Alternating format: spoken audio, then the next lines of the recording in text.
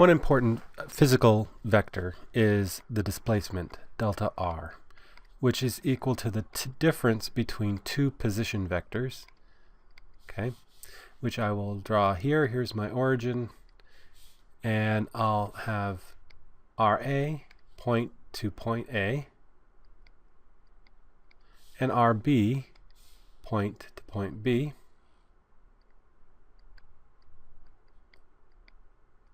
and delta r is the difference between these two vectors.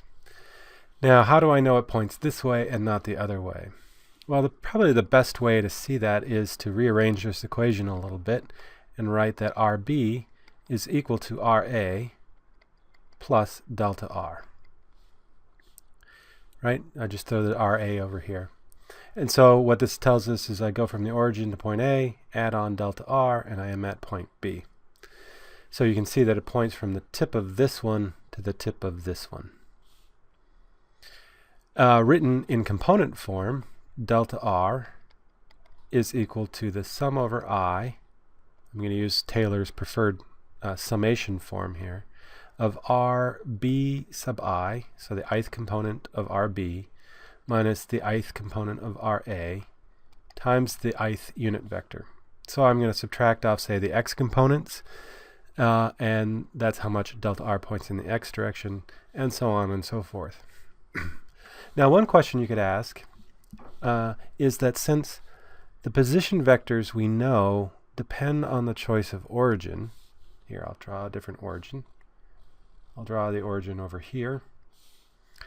And my RA becomes this vector, if I can draw it correctly. Sort of. My RA points from the origin to that point. My RB, my new RB, points from the origin to this point.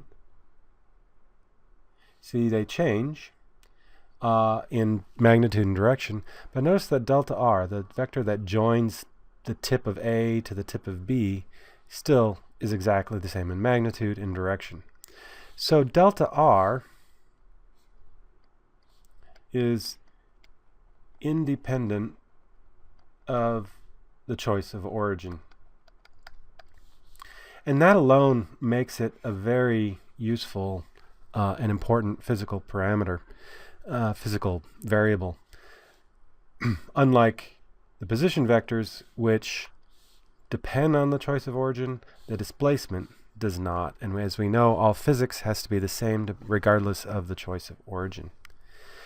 That's it for this video. Next time I'm going to start differentiating position vectors to see what the velocity is as a function of time.